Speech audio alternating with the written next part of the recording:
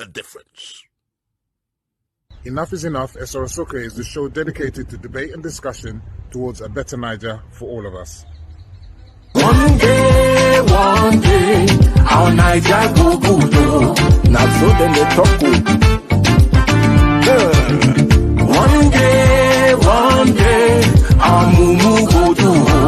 Now so we talk.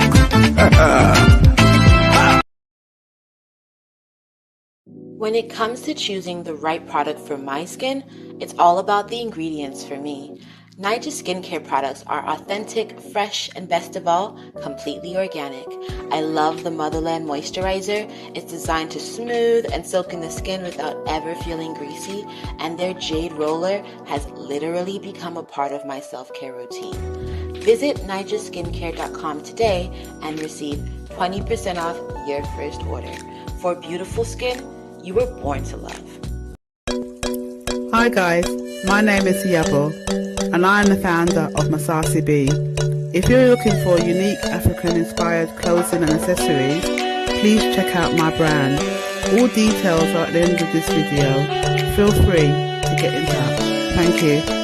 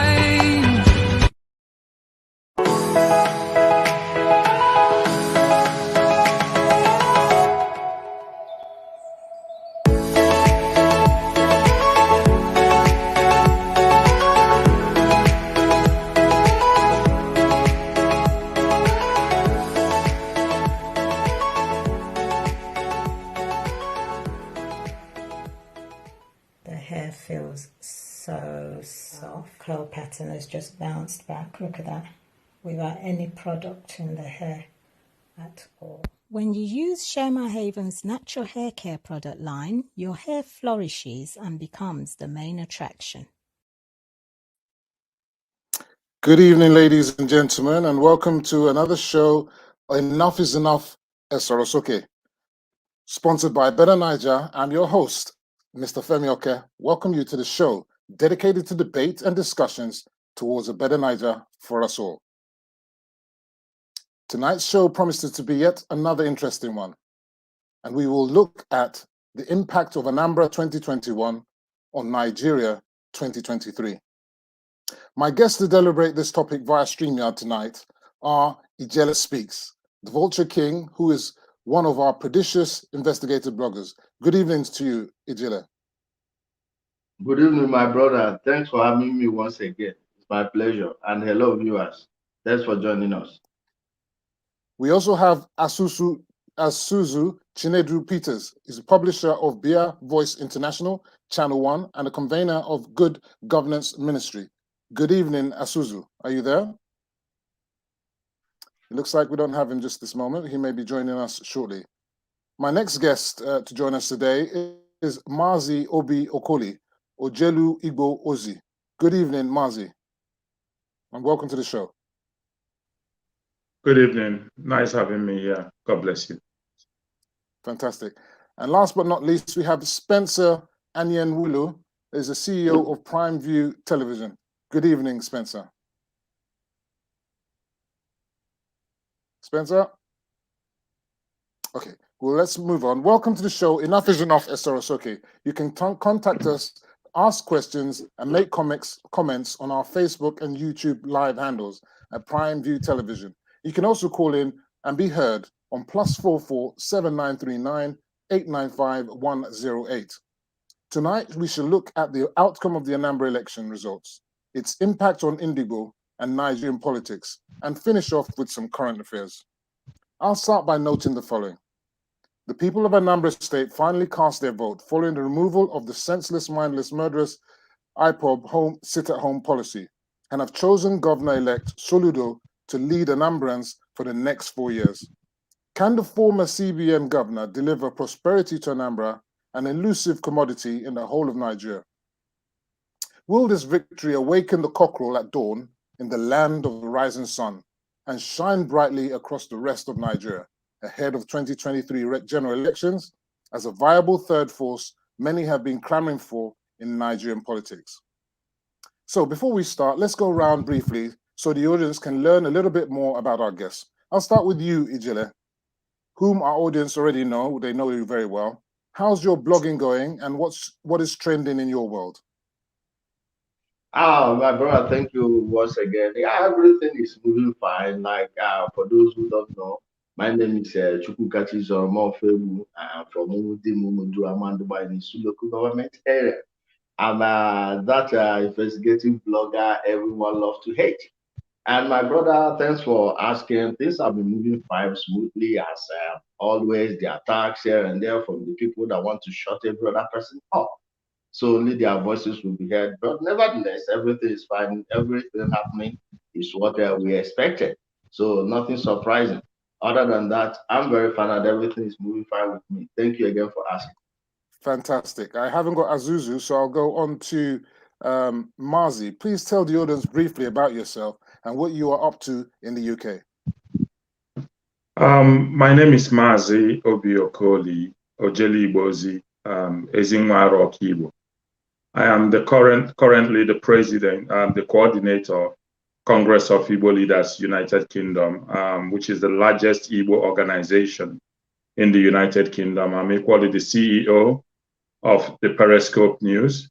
Apart from that, I'm an IT consultant, cybersecurity, threat analytics, and I'm a servant of the people of Igbo land. And overall, I'm a disciple of His Excellency Ikemba Emeka Odumegwu-Ojukwu. Fantastic. Spencer, last but not least, you're also known to our audience as a PrimeView COO.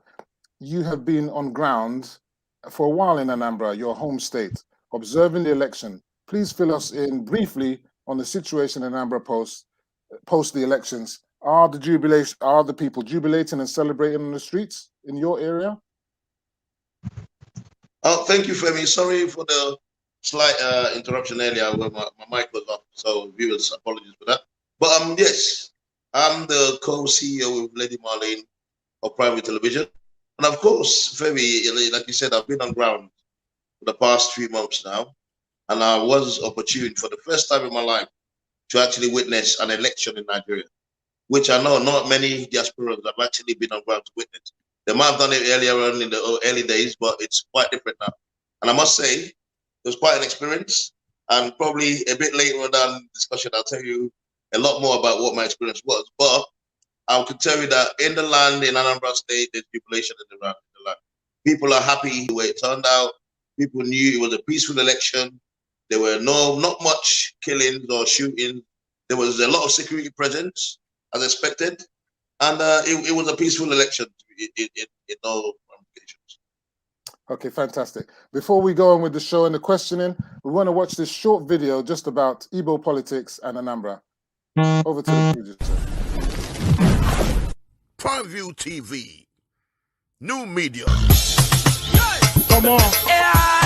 Once again, it's on. You know how we do.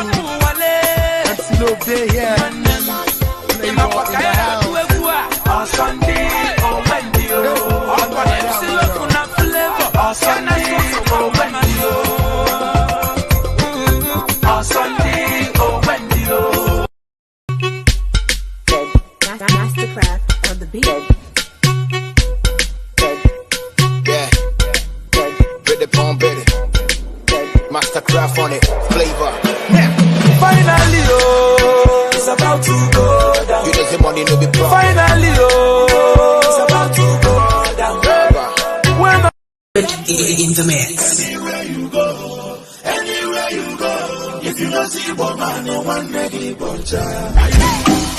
But your poison never full of Let your poison never put in it.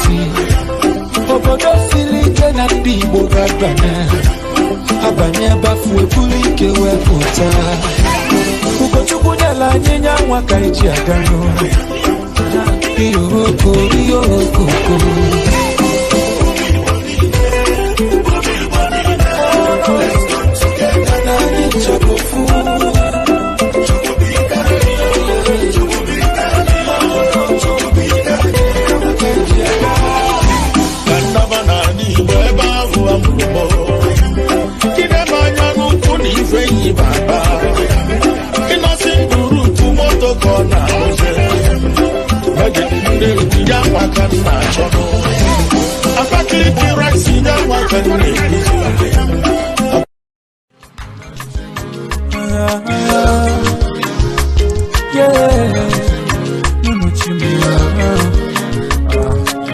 Original reborn is a flavor, funky dance all the time.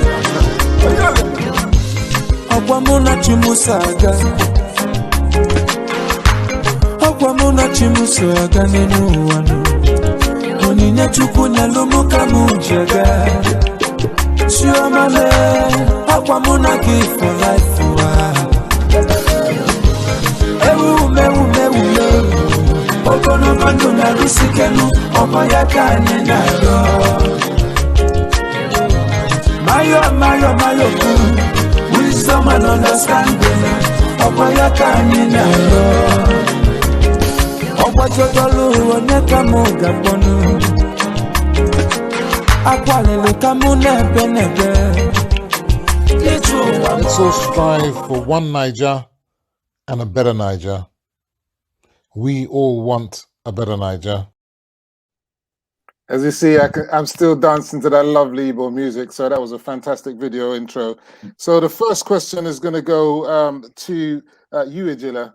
With 2.5 million registered voters and a very low turnout of less than 20% of eligible voters taking part in the elections, can Soludo's victory with only 112,000 votes, just 4.5% of the registered voters, be said to be a true reflection of the mandate of Anambra people?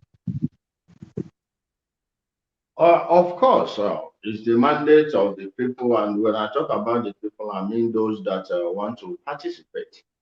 And over time, this goes to the message we've been giving our people that everything they are clamoring for, without joining the political process, they can't do anything. You cannot say that the victory doesn't represent the mandate of the people. It does, because at the end of the day, those who were interested in the election, who showed interest, who decided to do their civic responsibilities, were counted, and we are not going to take the numbers that refuse to participate or even contribute to society in any way, shape, or form. We will not say because so many people didn't turn out, that means it's not the will of the people. That goes to show you the level of participation of our own people when it comes to the most vital of their civil rights and responsibilities, and how serious they take it. All in all, it's a reflection of the people, because as you know, even if only 10,000 people showed up, the person with the highest number of votes will be declared the winner. So without mincing words or trying to curry favor from anywhere, I will tell you that it's a representation of the will and wishes of the voters that participated. Fantastic. I would have loved for Asuzu to be here, but he's not here. So this question's for you, Mazi. By electing Soludo, the APGA candidate, Anambra has maintained its position as the sole refuge within Southeast Nigeria for, hold on just a minute. The sole refuge within Southeast for what many term as the Indigo Party. Everyone knows that the time of tribal parties is long gone. Is APGA ever going to get any traction outside Anambra and be relevant in the grand scheme of Nigerian politics? What say you, Mazi? Good evening, all. I greet you with the sincere greetings of peace. In my native Igbo language, I say Udodolono, which means peace be upon you. I think when APGA was formed, if you read the manifesto of APGA, you will find that everything that would move Nigeria forward was written in that manifesto. It was supposed to be the People's Manifesto. ABGA represents the downtrodden of the earth and of Nigeria. And the essence of forming ABGA was for the ordinary people in Nigeria to identify with such a party that would provide meaningful development to the entire nation. But be that as it may, Nigeria is a nation that is very rigid in terms of their law for primordial allegiance. So you find out that ABGA has not had the spread that it needed to have globally, nationally in Nigeria. And having said that, ABGA has equally not been blessed with the best of the party chairmen. When Victor Ume was there, ABGA did try a little bit to expand, but with the incoming of Victor Oye, who I have no respect for, he has managed to ridicule the party and made the party to become a domestic kitchen party, on what different from what the founders of the party envisaged. And I say that with all due diligence and respect, because I happen to be a member of ABGA in the past. And I know when Ikembo Emeka Odumogojukwu came back, I know the vision that he had, and Chekwasi Okorie, who was the original founder of ABGA, they had a very fantastic global vision to make ABGA a national party that would provide for the people. And having said that, ABGA has produced three major governors, starting from Peter Obi, Obiano, and recently Professor Soludo.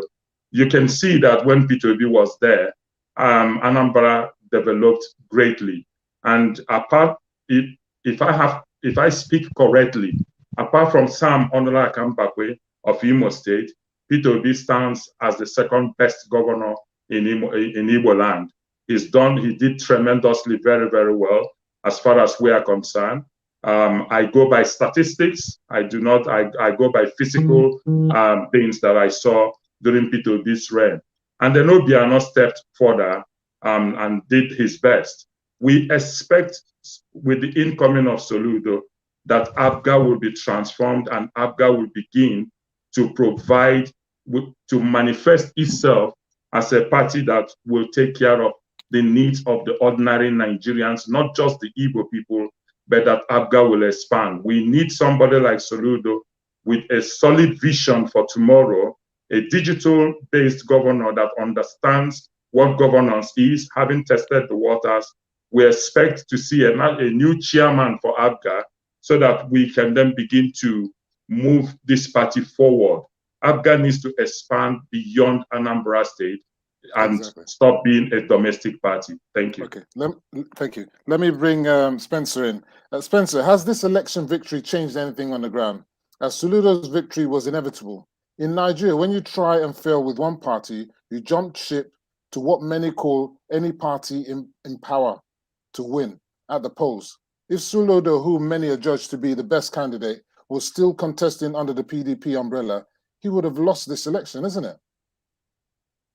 Well, we can't really say. All I've got to say to you is, I'm so proud of Anambra State for what they've done.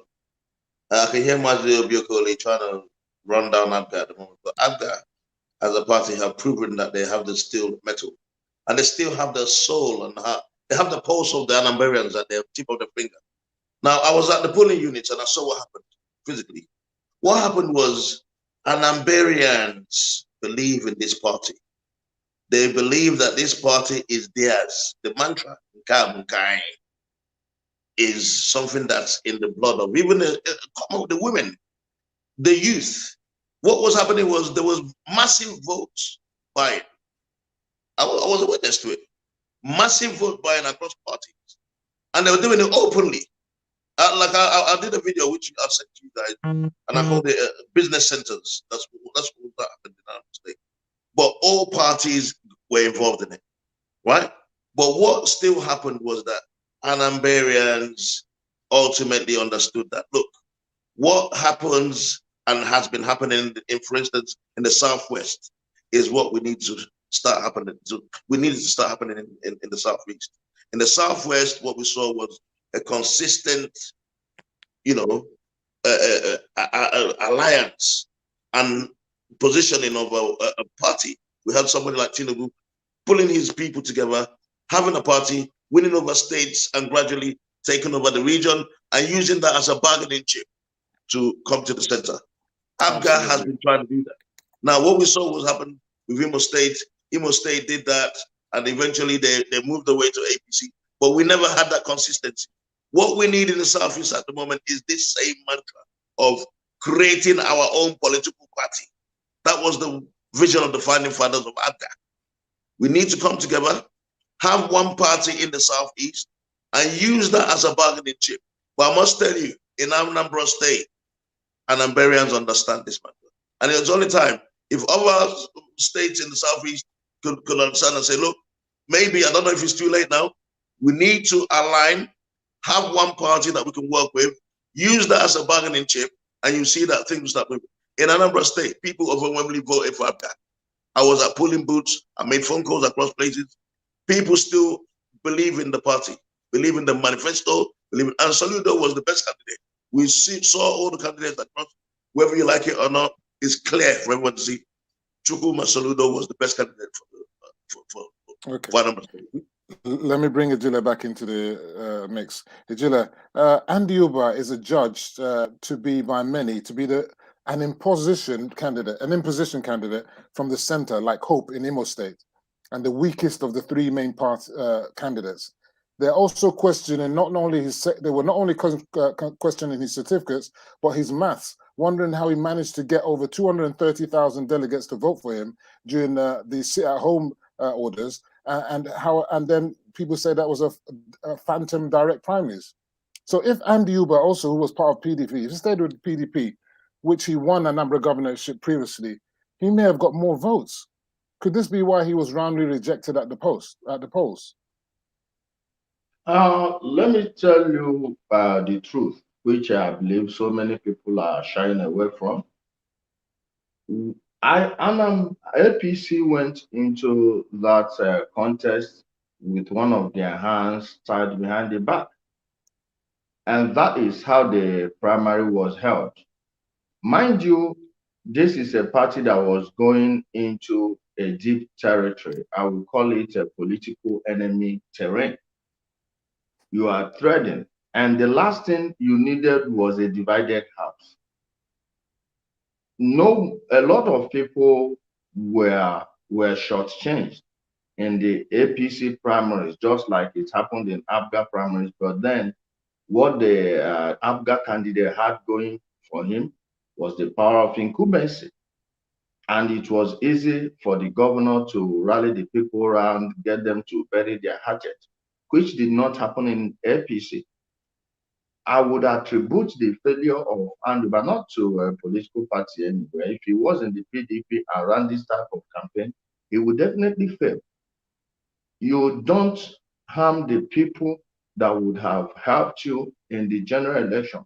When such a thing happens in the primaries, hardly you can see any primary that was fair in this place. We also saw how APGA did this, how PDP did this, and how APC did this. But Anduba had a lot of things working against him. One, the Uba name is not something that you can sell that easily to Anambrarians. They still remember what happened when Dr. Chris Nwabweze was removed from office and every other thing that followed afterwards. And before the election, you could see a federal road. People made a video. I think it's our brother who was supposed to join us that made that video, showed a federal road there. You had nothing in terms of a record you are going to come to your people with. And the primary that threw you up as a candidate wasn't the best of primaries. And you didn't do much to reconcile every aggrieved member. So he lost the game before it even began. Probably some people around him were thinking that the heavy police presence would be for them. I don't know, because they never knew that they would have such a heavy police presence in the first place. And one other thing that we learned from this is President Muhammadu Buhari, no matter what you think about him, from 1999 till date, he is the only Democrat, actually the real Democrat, that has been the president of Nigeria. Because the last time we saw a heavy police presence in a state, especially when you have an off-season election like they had in Ekiti State then, we saw what happened, how everything was pushed for fire, and probably the Andy camp were expecting something like that, and I'm happy it never materialized. So many things went wrong, and I hope APC as a party will do an autopsy, knowing very well that the race to the gubernatorial seat starts from the primaries. You may be too strong to impose yourself on the party at the state level, but when push comes to shove, those same people you believe you are bigger than are going to ruin you. And if you look at it, they ruined him so very well. And the 200 and something thousand, I never bought it. No serious person ever bought that thing. But one thing is that when you sell, when you are lying, is a different ballgame. But when you are expecting people to buy your own lie, man, you are setting yourself up for failure, which Senator Anduba did to himself. So I hope moving forward, he will go back to the drawing board and tell himself the bitter truth and know where he went wrong. So tomorrow he may still have an ambition to run for every other office, because by the way things are being done right now, with the new BVS system and everything, hey, no one seat is guaranteed. No person can tell you that it's guaranteed. Let me bring Mazi back into it. I mean, let me bring Mazi back in it. You know that Andy Uba is the only one of all the candidates that hasn't congratulated and conceded the defeat, even though INEC has declared Soludo the winner. Anyway, Mazi, the use of biomodal accreditation is evidence that electronic voting and electronic transmission of votes is viable in Nigeria. Do you think President Buhari will assent to the Electoral Act passed by the legislature? To be very honest with you, I think as an IT consultant, I think when I looked at the program, the project plan for that electronic voting, you will see that it is the best way forward. Now, the question that readily comes to mind is, do we have the enabling environment and infrastructures for us to be able to implement such a seamless process? Now, if it was in a civilized society where technological advancement are welcome, you would find that that project brief would have received acclamation, would have received acceptance. But we are in Nigeria, where the politics by the politicians in Nigeria is a do or die affair. They believe that elections must be won no matter the process. When you look at the project plan for that, for the software, it would be very easy for people to go, if accreditations are done properly, if the software is correctly built. We need to have the backup and restore system. We need to make sure that the F5s of that application is up and running. We need to make sure that things like disaster recovery testing is done. Security testing should have been done before that application would be brought out. I believe Nigeria could have done that. Now, it would have been much, much easier when you have such a device. The device can be configured. It can be made robust. It can be tested, penetration tested, and make sure that it's robust enough before the elections. Now, once the devices are turned up, you can configure that and release them from the data center. And once they come up, people vote. Automatically, as the people are voting, the back end, the results are being stored at the back end. Electronically, you can transfer that. It is seamless. We see that even in the airport. The software that was used to build that application, you can see them in the airport where you now come in and no immigration officer talks to you. You can go in, scan your passport, and do whatever you need to do. It goes into the database that we call the CFM. and it does a one-to-one match or one-to-few or one-to-many match. Now, these things are very possible to do. But when you have a nation where people believe that election must be won at all costs, you find that it becomes very difficult for that acceptance to be there. I do expect that going into the digital realm, going into the digital technology era, that President Buhari should look carefully at that bill and pass that bill. It is the way forward. Nigerians need to move from these primordial systems of doing things and begin to take advantage of technology. We have the IT consultants and more than enough IT consultants globally that can do that. Some of us have been in the UK here.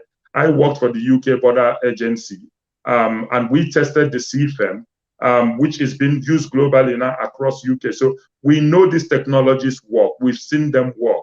And Nigeria just needs to begin to think further into the future and have these sort of applications adopted. But there are a lot of things that need to happen for the trust and confidence of people to get there. All the way towards 2023, there is more than enough time. Within 9 months to 1 year, that system can be perfected, tested, security tested, and penetration tested, and deployed for the use during the election. Thank you. Okay, fantastic. I think you're quite right. You know, we've still got some other interim elections, like we've got, I think it's Osun State's coming. That's going to be another interim elections, and you've got Ekiti State as well. So I would imagine that this system will be practiced there, provided, of course, this act is accented to by Buhari. I think it's now for you, Spencer. This question is for you, and really it goes to the heart of what's really. You said there was a peaceful time, but I say that peaceful time was because IPOB sheathed their swords to allow a number of elections to hold. Does this mean that there may be a new, less aggressive IPOB post Anambra elections, or are we likely to see IPOB, ESN, BNG revert back to their aggressive, mindless, what some people call mindless and senseless murdering, sit-at-home policy that is destroying livelihoods and killing in Indigo? What do you say to that? Well, first of all, I don't think the sit-at-home is a murderous policy, that's for one. But I must tell you that the IPOB had no choice, really. It wasn't a matter of if they had a choice or not. Anambras were going to come out and vote. That's the truth. They themselves knew that elections were going to hold anyway. Whether they liked it or not, people were going to come out and vote. And whatever happened, if you can see, the turnout was quite low. But the results came out and we had a winner. So no matter what they decided to do, they weren't going to make any difference. The decision to sit at home, to me, is a form of protest to, obviously protest against its continued incarceration of their leader, which to me is something they can choose to do. But I've realized that in Anambra State, being here for a while now, it's something that people have taken on even beyond what the IPOB have decided to do. Because if you know, IPOB have actually called it off. But people in their own wisdom, rightly or wrongly, and I'll say, to my mind, people are afraid. People are afraid of if you're a business person opening your shops and maybe the shop be looted, there's obviously no police and no one to help you. So people are a bit worried about it. So to me, that's the reason. But you can see when it came to election time, because there was overwhelming presence of police, people still came out to vote. And the truth is, once the police and the military disperse, people obviously are going to be afraid again. So to my mind, having someone like Chukwuma Soludo, having emerged through the political party called ABGA, and I know whether you like it or not, IPOB has some sentiments towards ABGA. I don't think it's going to be as bad. That's my own opinion. I know they're still going to continue because the Biafran agitation it's obviously an ideology which can't just be stopped. But I don't think we're going to see that level of violence that we saw prior to the elections. I think with Soludo emerging, there's going to be slightly, there's going to be that balance. Don't forget that the former governor, the current governor, the incumbent who's going to leave soon, has been accused of being somehow sympathetic to IPOB. So with Soludo, who's the continuity of him being in place, I don't think it's going to be as bad. But all I'm saying is, at the moment, the protests are still going to continue until we see something done about Mate Nabikano. Okay. All right. Let's bring Ejile back into the equation. We know that President Mohamed Buhari has congratulated Soludo, and Soludo has also thanked the president. And we are aware of other party candidates also congratulating Soludo. So, but my point now is that since Andy Uba is not really accepting this election, are there going to be contests? Is he going to be contesting the results in court? Is there any grounds for such a contestation? I would be surprised if anyone doesn't challenge it, not just Andy Uba. Even the people that have congratulated him, they will be looking. This is politics, you know. It's not, forget what people say and look at what they are doing.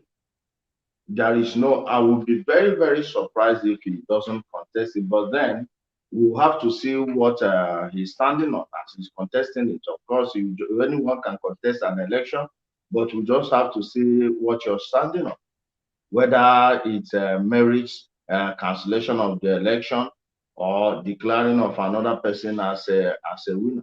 But that's just, to me, it's just a mess.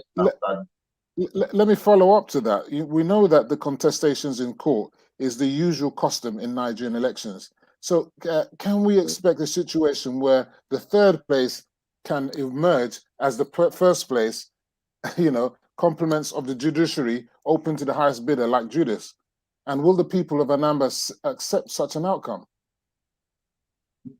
That depends on the evidence he presents before the court. If there is any hard evidence, just like in Imo State, people love talking about Supreme Court governor without actually looking at the judgment, where you have someone winning the whole state with just 3 local governments, and then at the end of the day, you had more votes than actual registered voters, even if you count the whole registered voters as people that participated. Of course, you and I know that there's no way you will have 100% turnout. Even if you gave it 100% turnout, you find out that the numbers are just bigger than the number of registered voters, just like in Imo State. So when it was cancelled, that was how the person in the 4th position became the governor today. But so many people don't want to talk about it. So in Anambra State, except he shows us any hard evidence that so-so place, all the numbers were manipulated, then they can be cancelled. If, let's say, for instance, you have 4 or 5 local governments that overwhelmingly voted for the first and the second candidate, and they end up being overturned. Of course, automatically the third position, the placed person would win. But I don't see that happening in Anambra State. But then it's politics. You and I weren't there when it happened. Even those in Anambra State weren't there when anything happened. So we just have to wait and see. We don't want to play game of assumptions here, or we just make things up, make up a theory and be founding on it. It will be like creating a straw man. Other than that, I don't see anything of turning the election up. Let me bring Mazi. We always find that Nigerian politicians tend to be sour losers. But anyway, Mazi, what does Abga's victory mean for Anambra and Indigbo ahead of 2023? How does it shape the emergence of an Igbo candidate to emerge for 2023 under either of the 2 main parties or Abga that is largely irrelevant politically outside Anambra? I think the victory of Abga in Anambra State means a lot. And Spencer did say something earlier. We as Igbo people, we need to understand the dynamics of Nigerian politics. No matter how you see it, regional politics plays a fundamental role in how you're able to negotiate at the center. Now, if Soludo, having won this election, will have the vision of Michael Opara and the mentality of Ikemba Odumegwu Ojukwu and the tenacity of K.O. Mbadiwe, I would expect him to take up the mantle and make sure that Abga as a party spreads across the entire Southeast. When I mean Southeast, I mean East Central. We need to have governors that understand themselves, that have the same manifesto. We need to have governors that can speak one-on-one and have clear agenda of how to develop Igbo land. There was something Buhari said in the some years past. He said you can have Biafra within Nigeria. You can have a functioning nation within Nigeria. And how can we achieve that if the governors understand what they want to do and they all work together? We can build a strong, solid nation within Nigeria that people can have jobs and development will be all over, due diligence and security will be guaranteed. But what is happening today is that even where you have, for instance, PDP governors, it is a shame that we have a governor in Abia State. It is a shame that such a governor has been there for years. The people are dying, the people are crying. And when sometimes I say I support the sit at home, I believe that, to be very honest with you, in Abia State, people should just sit at home for 1 month and even refuse to go out and force that governor, even if they have to sit at home, seriously, even if they have to sit at home for 1 year, to force the governor of Abia State to do something. When I traveled to Nigeria, oh my God, I wept. You need a canoe. You need to have a lifeguard follow you around Abia State. It is disturbing. So what one would expect from Soludo is to make sure that ABGA becomes a solid party and reach out to all the other governors and begin to work in synergy. We cannot continue, irrespective of the political parties that all these governors belong to in the South. We need to begin to reach out. Sorry? Let me give you a quick follow-up. You noticed Valentine made this very great observation during the debate, and he said that Soludo was very arrogant. He gave this impression that him too know. You understand? So when you have someone like that, he's going to be the head of ABGA, and I'm not saying this is necessarily the case, but this is what Valentine of PDP said. He's purveying this too know arrogant stuff. How is that going to engender unity within Indigo? You understand? To be very honest you need a more humble person who's going to do that. Is it not the case? Do you know something I struggle with? When somebody knows his rights, when somebody knows the topic, when somebody is speaking authoritatively what he knows, it comes off sometimes as arrogance, right? So Soludo has mastered his terrain. He knows what he's going to do. I do not see Soludo as arrogant. I know people who know him personally. I've not met him. But I'm not making that claim. I'm just talking. Yes. But looking at the debate, somebody could get that little bit of ego. Don't forget, he said that Andy Uba was shining President Obasanjo's shoes. You see what I'm saying? So in Nigeria we call that yabbing, which is allowed. You know, we call that yabbing. In such a debate, you would expect feathers to be ruffled a little bit. Sometimes you ruffle the feathers to get the worst out of your opponent. That happens when we were in senior debating society. He got the worst. Yeah, he got ruffled. You know, in senior or junior debating societies, when you do that, you get your opponent, you get the wrong side of your opponent to to be activated, and that goes to your own benefit. So it happened, and I think when he hit Andy should have taken a sip of water and then composed himself before responding. Here you go. Let me bring it to Spencer now. Let me take that water that Mazi is suggesting I take. And we're going to talk to you, Spencer, specifically about Andy Uba. Despite the decampment of Deputy Governor Okeke and key ABGA stalwarts to APC came third, dismal third. What does this mean for Andy Uba himself and APC ahead of 23? Is there danger APC has lost relevance in the Southeast ahead of 2023? Where did APC and Andy Uba go wrong? The absence, or was it the truly absence of the democratic promise? Is that what done it? Well, we saw Ijele told you exactly what happened earlier. The APC were treading on uncharted waters whether you like it or not, in the Southeast, the APC is not seen as a relevant party. In Imo State and all the states, in Cross River State, Ebonyi State, the people have been, actually forced into the party. You've seen governors, the campaign and all that. You saw the so-called Supreme Court governor in Imo State, which, well, is debatable. But what about the Supreme Court governor in Bayelsa State and Zamfara State? What about them? Okay, those are not in the Southeast. I'm talking about the Southeast specifically. Well, I'm just saying in general. Yeah, in the Southeast, it's been specific that it's been difficult. The APC found it difficult to break it.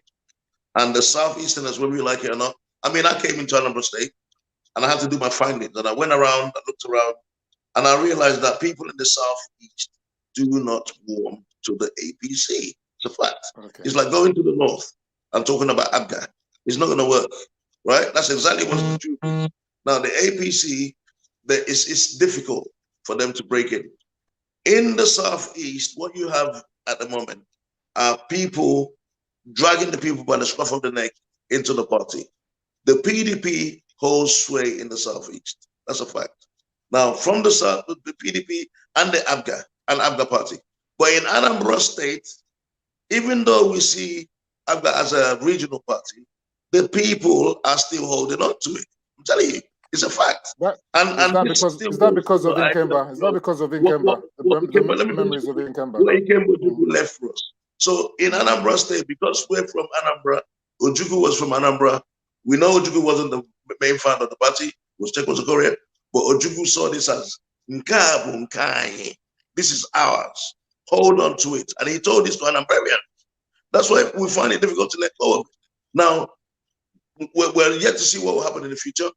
Coming to 2023, anything can happen. The APC for me is still a party at the center. And whether we like it or not, as a region, we still need to somehow key into the center. We can't remain a stick. ABGA can't remain a regional party. It still needs to grow. You can't be on the periphery. Let me move on to. Let me bring Ijele in before you answer, Ijele. It's just like I remember when Mimiko was PDP and then he went to Labour Party, but he had to revert back to PDP to be relevant in the centre, and he's gone back there again now. Anyway, let me move to you, Ijele. The question I want to ask you before you come back on those other matters, if you want to come back on what was spoken. Looking at the forthcoming 2023 elections, is there any indication that our next president will come from the Southeast? No major political figures, no major political parties from either APC figures from APC or PDP joined in the campaigning. Some question whether there was even campaigning, which took place at some rallies that took place in neighboring Delta and Lagos. So, what is the chance of a president from the Southeast? Go on. In 2023, I will tell you, my brother, no chance. Because Spencer talked about PDP holding sway in the Southeast. We all know how that works. Like somebody is saying ABGA at the center. ABGA was never set up as a national party. It's just a conduit pipe to the PDP. Every given year, the same people that voted ABGA will be reloaded into voting for the PDP at the national level. Don't let anyone kid you that ABGA has any vision about going to the center or something of that nature.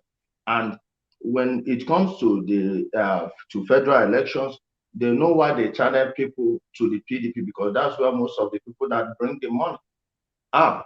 And I mean the Catholic Church establishment. I'm talking about Anambra State. I will have to disagree with Spencer when he said that APC is not viable. No, it's only in Anambra State. Then to an extent, Enugu State. Imo State and Anambra are two different political playing fields. Anambra people are too close-minded when it comes to issues, religion-wise. Most of them are Catholics, and those people don't take their views. They hardly think twice when they want to do anything. Then, when you come to politics, all of them, the bishops, I myself, I'm an insider who knows how this game is being played. So let's not kid ourselves that there will be an Igbo president. No one will even risk it. PDP already zoned their ticket to the north. APC, what do you think they will do? Zone it to the southeast for how many votes? What is the political participation of Ndibo? How many votes are you going to give? Look at Anambra State. Less than 250,000 election votes cast in this election. In Kano Metropolis, how many votes do you think they have just in Kano Metropolis? And Igbos, we've not even been in the best of character in Nigeria over the past 8 to 10 years. If we tell ourselves the truth, how exactly are you going to have a people that kept silent while a criminal like Anambra who set up a private business, IPOB Worldwide Limited, you can look up the documents on there, and keeps on churning out one propaganda after another and turning Ndibo against every other part of Nigeria? Where is the goodwill? It doesn't exist. Where is the vote? It's nowhere. And most of our political leaders, they love all this cry of, oh, we are being marginalized. Like I've been hearing about Afghan, Nkani. Nkani in what way? Look at the state of roads in Anambra State. Go to the medical school. Go to everywhere. This is not a party of inclusion. Nkani for what? It's just a group of people using it to fool others and don't want anyone to get close to power. And they've hijacked. They are exploiting the ignorance of our people. They are exploiting the emotions of the people. Let me bring, because of time, let me bring Mazi back into because of time. Mazi, the PDP, because he's talking about the PDP now, and it seems to be the preferential party of the Southeast, as both Spencer and Ijele has said. PDP sought to convince Nigerians and Ndibo that it has changed without repentance, but is ready to lead Nigeria in 2023, after what it sees as 6 years of APC failures. Since PDP came second in this election, is this evidence that Nigerians are not ready to return to 16 years of mediocre PDP misgovernance, or another northern Hausa Fulani herdsman, Alaju Atiku 2023 loading? This is a very deep question that you've just asked. And I think going towards 23, two things will happen. If the political parties decide that no Igbo person out of the 80 million Igbos that exist on the face of this earth is qualified enough to win one of their party tickets and run for presidency, then I would honestly tell you that the Igbos, we will renegotiate our existence. It is no longer an issue of people telling us. We have had worst presidents in this country, and then the Igbo have contributed immensely to the growth and development of this nation. We have been all over Nigeria and have paid our dues.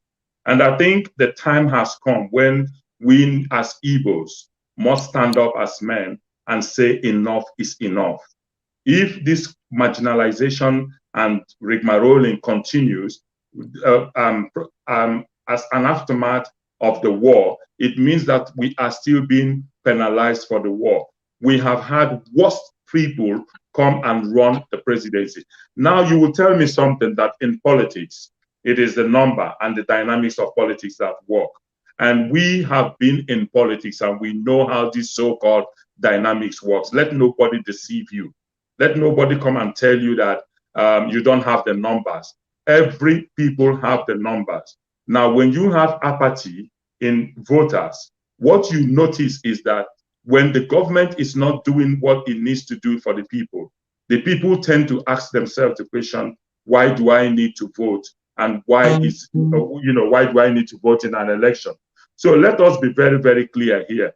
When PDP was formed, we know who formed PDP. So nobody can come and tell me that that the Southeast generally, let me not just say the Igbos, the Southeast generally cannot produce a presidential candidate from either of the parties. I think we need to come to a place where we all think twice and be fair in all the things that we do. In Rotary Club, we say that whatever you do, you should first of all think, is it fair to all? Is it beneficiary to all concerned? Will it be goodwill and better friendship? And I think we must stop this idea of something like what Ijele is saying, bringing down ourselves every time to give the enemies or the other people advantage over us. Igbo people have the capacity, we have the intellectuals, we have people that can turn Nigeria around. We have proven this for many centuries. And I take an exception equally to what Ijele just said today, calling Nnamdi Kanu a criminal. I take serious exception to that. Nnamdi Kanu is a bona fide son of Igbo land that has fought for our right, and I do not accept that tag calling Nnamdi Kanu a criminal. I think I take exception to such call. Thank you, Mazi. And let me just Ijele, you will respond. You will respond, but not just yet. I want to just qualify that. No, as well. I don't want to respond. Please, Ijele, I'm not responding on Nnamdi. I'm responding on the other. Don't worry. You'll come back to. I'll come back to you, but I want to say to you that definitely that Nnamdi Kanu is awaiting trial. He's on trial, so he hasn't been proven guilty. So of course, in that respect, he's not a criminal. Now, let's move on to this question, and we'll come back to you, Ijele. This is for Spencer. Does PDP's loss prefer dangers for PDP? Remember that Buhari had a guaranteed 12 million votes, and PDP has also got the guaranteed Indigo votes. So is this votes in danger of losing, depending on who emerges as the PDP's presidential candidate in 2023? We talk about rotation to the south. I think that is it not time for there to be a PDP presidential candidate, at least coming from the PDP? That's never happened before. Yeah, you're quite right. For me personally, I think it's about time we give an Igbo person a shot of the president top job. When we're talking about marginalization and all that, people say no one being marginalized. But let's face it, I live in the UK. We all know I'm in Nigeria. If I'm not being allowed to be a manager in say a McDonald's because I'm black, then I'm being marginalized as a black man. So if as an Igbo person, I'm not allowed to go for the top job as the president of Nigeria, problem. So all I'm saying is I don't want to hear all this stuff about the Igbos. Like Ijele said, I was laughing earlier. Ijele said that Igbos have not been in the best of character. I find that quite funny. All I'm saying is, we Igbos have the right to go for it. In every political party, if things are being fair, they've said it's a turn, it's going to be a rotational system. We've seen countries who do it in Switzerland. It happened in Switzerland, they rotate power. In Nigeria, it's not constitutional, we agree. In Nigeria, we've agreed that it's going to be rotated. This time around, we all know it's the turn of the Igbo person. It is the turn of the Igbo man. And if we're going to be honest with ourselves, there should be no excuse. What we should be doing is saying to ourselves, to each political party, please, we want you to field someone of the southeastern extraction. Give us a chance. We've seen someone like Chukwuma Soludo emerge. Let me bring But even go for the position of the president of Nigeria. He has what it takes. And I forgot about the political party. APC. Spencer, let me bring Ijele. We're already on the hour. Let's 2 minutes, 2 more minutes. Chukwuma Soludo, for instance, has the ability to be the president of Nigeria. If he's within the right political party, and if the electorate are given the option, they have to vote who is presented in front of them.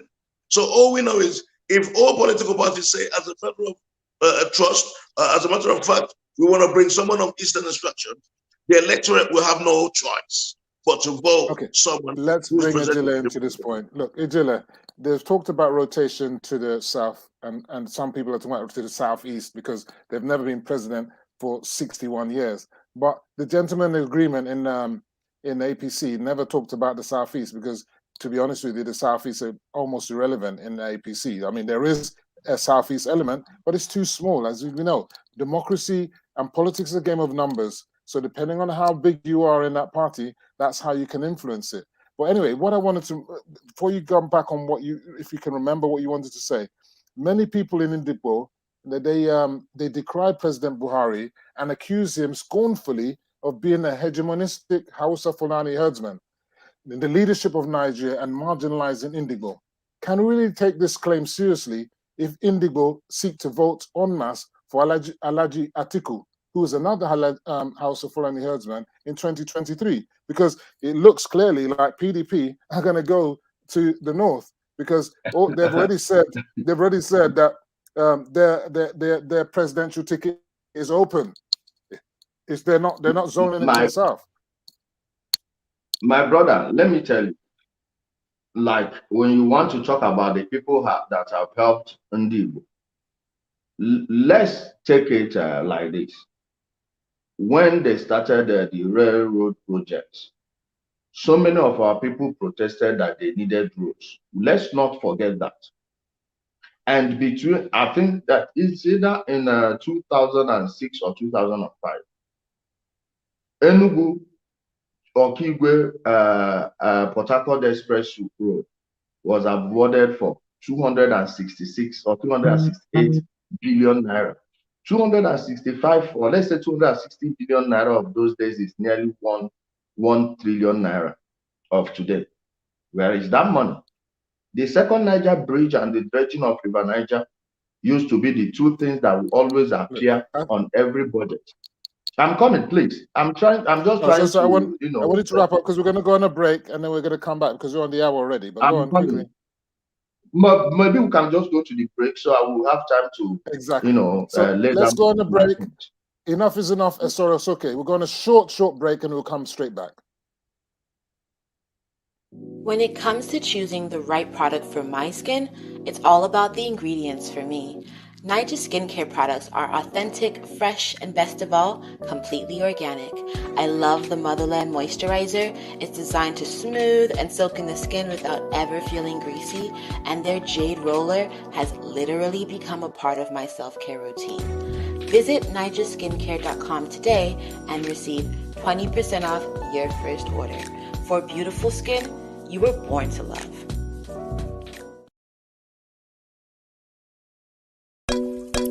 Hi guys, my name is Yabo and I am the founder of Masasi B. If you're looking for unique African-inspired clothing and accessories, please check out my brand. All details are at the end of this video. Feel free to get in touch. Thank you.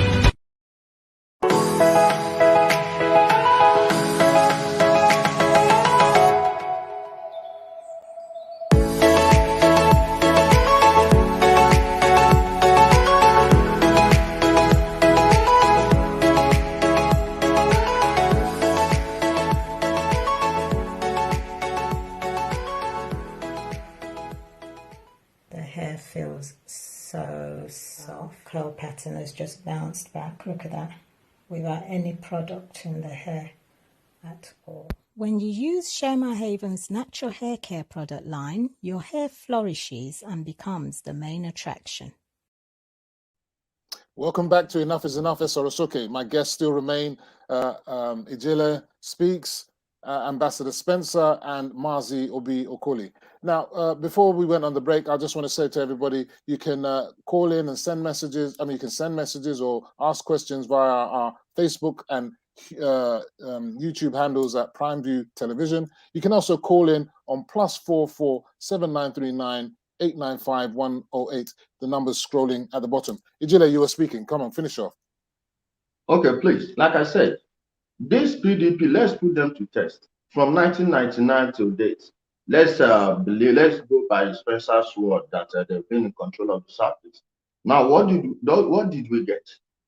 Even in 2007, they couldn't bring themselves to nominating an Igbo VP when they were in power. They couldn't even do that. Now, when you talk about the amount of money the amount of funds that have been funneled into the Southeast over the years, What did they show for it? Nothing. I want to see that mega project in Igbo, the dredging of the River Niger and building of the second Niger bridge used to be a mythical project. We always see it on newspapers, signboards everywhere. I know how many times they mounted signboards and dismantled them. We didn't see any. Can they just show me a single thing, or can you look at the states they rule from the legislature to the governor's mansion?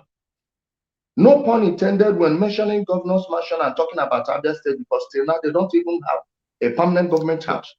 Look at Abia State. I'm coming, please. Please, my brother, I'm coming. I'm trying to wrap because this of time. Because of time, we're really. I'm coming. Tight. Please. So many things I want to make it tight. respond to. Yeah, I know. Please, I'm you coming. need to make it tight. You look at what they've done. Nothing on ground. Now they can't even bring themselves to zone it to the south, not just the southeast. The same people that have been funding the people that are spreading propaganda that they want to Islamize Nigeria, the party at the vanguard of that propaganda now wants to give it to another Fulani Muslim. I don't know if you understand what my brother Spencer said. Please, my brother, working at McDonald's and running for the presidency of a complex political landscape like Nigeria, comparing both is an aberration. You don't do that, because in McDonald's, please, you don't go source for the vote of your co-workers. Stick to the question, Mazi, Ijele, because time we're running out. I need to bring others in. Come on. You told me that I will have opportunity to respond to all these things. I don't like where I will know. I'm sorry. Yeah, I'm sorry. It's because of time. It's not because of I'm stopping you. It's just we're running out of time. You know. Okay. So maybe answer that point quickly that you wanted to say, and then we'll move on to Mazi. Go on quickly. Okay. Like when Spencer said, it's like you are being denied an opportunity to work to serve as a manager at McDonald's. But listen, in Nigeria, no one is denying you the opportunity of being a president. But then you need to bring something to the table. What are you bringing? Again, when it comes to politics, we all know it's a game of numbers and it's a game of bridge building. Unlike the bridge burning we've been accustomed to over the past 9 years. And our brother Mazi Okoli said that Nnamdi Kanu is not a criminal. Really? You didn't hear him over the radio doing answers where he was ordering people to kill the police, go and bomb Lagos airport? All those things, you didn't hear it? Or do you even know about Prophet Moko? Do you know who we got a caller coming in. There are things Ijele, we got a caller coming. We got to answer this call. Welcome to the show. Enough is enough, Soro Soke. What's your name and where are you calling from? Oh, my name is John. I'm calling from Cambodia. Cambodia, fantastic, John. What's your contribution? Do you have a question or a contribution? Actually, I have only few things to drop out. That's why I called. Actually, it's concerning Mazi Okoli. Yeah, go ahead. Mazi Okoli. So let me remind him, in 2014, 2013, you know why I'm talking about this? Because Ijele called Nnamdi a criminal. Remember that a criminal is someone who's been convicted, yes. So he's not been convicted yet. Yes, now, let me tell you. You know the problem of Igbo people is somebody like Mr. Okoli. I know him, and I know what when we have a Skype meeting during IPOB. I know all he have contributed and he said against Nnamdi Kanu, but today he's seeing Nnamdi Kanu as angel. But he don't know that we cannot forget people like Chukwume Gemba. He stay in United Kingdom. All of them, these Igbo people, especially Igbo elders in United Kingdom, they are evil. They are the problem of the Igbo land. Okay. I'm very angry because I know listen. Listen. Listen. If you've got a question, you got to put John, because this is an interactive. It's an interactive program. He's one of the people who bring this nonsense in Okay. called IPOB. Okay, thank you for your contribution, John. Thank you for your contribution, John. Okay. All right, we have another caller coming in. Okay. Can I respond to him? We have another caller coming in. It's enough as Okay. hold on. I thought we had another I'd like caller. to respond to him. Okay. Yeah. Yeah. You know, I don't want to drive this personally to him. No. Let me just respond to him briefly. Yeah, we've got another caller coming in. Hold on. Yeah, he made a comment very important. Just a minute. We've got another caller coming in. Okay. Enough is enough, Soro Soke. Welcome to the show. What's your name and where you calling from? So, what do you say your name is? Hello. Yeah, go ahead. What's your name and where you calling from? Yeah, you need to turn down the volume of your set so that we're not having a feedback, okay? And just listen to the phone. One sec. Okay. Can you hear me now? I can hear you. Go on, quickly. Yeah, my name is Ike. I'm calling from United Kingdom. Good. What's your contribution? You have a question? Yeah, I have a little contribution for what you people have been saying. Yes, I think Igbos have capable hands to rule Nigeria and make Nigeria better. But the problem we have in Igbo land is I think we the Igbos play a very dangerous politics. You see, power is not given. Like Spencer said, that it is our turn this time to win Nigeria. I don't think it is. I don't think it's realistic. Power is not given. Okay? You go to it's a game of number. Mm-hmm. You go to plan, build the bridges. The Igbos has not been building the bridges. You see, you got the few Igbo guys who are in APC are called the sabos today. Power is not given. Don't expect anybody to come and give you a ticket. How do you expect? Okay, we've got your point, Ike. It's only because of time. Thank you very much for your contribution. So, look, Mazi, I'm going to let you come back, but I want to really ask you this question. Let me respond to that young man. Mazi, you're going to respond, but let me give you this question because I don't want to be detracted by contributors. You're going to answer. Now, on top of that, I'm going to have to hold. Everyone wants to call in just now. I'm going to have to hold that one. Look. The allegation is that most of the dastardly, mindless killing within Southeast by prominent people that are being done. So, you know, you got a lot of killings that have been happening in the Southeast, the sit at home and all that. The allegation is that it's been done by IPOB, ESN, and BNG assassins and killer squads. Or is it a combination of unknown fifth columnists and unconnected criminal elements? There's also the conspiracy theory that is President Muhammad Buhari's government instructing Hausa Fulanis in disguise, orchestrating all these killings. So with all this thing that we're talking about and trying to be inclusive in Nigeria, where do you stand on all these things? Let me respond to that young man and then I'll pick up on this question. Of course, go ahead. He was referring to 2013 and 2014 when this whole thing about IPOB started. And I recall telling them the truth, that is not the right way to go, that there are certain things that you want to do. If you do not consult the elders of the town, of the nation, you find out that when you need them, I remember giving them a proverb that a child that the father sends to steal will use his leg to break down the door. And what these young men tried to do that time, now it has enveloped. And he's now turning around to say that the Igbo elders are responsible. We called their attention to learn the lessons of 1967. What is happening? There is marginalization in the land, and having called him to order at that time, if he feels that it is wrong, then what is happening today? So I haven't answered that. I'll let him make up his mind. Now, when we come to the killing in Igbo land, let's talk about the killing in the Southeast. Now, when the agitation started, the first thing we need to do is that Africans, we tend to respond to everything violently. At the time, a lot of pastors were calling for dialogue. It has been globally proven that violence begets violence. When you have people agitating, demonstrating, There are enabling laws in the nation that allows the people to seek for permission to demonstrate. Now, when you quell demonstrations the way we normally do in Nigeria, it just didn't start from IPOB. It started from when we were student union leaders. We had the military, the mobile police people shooting everybody.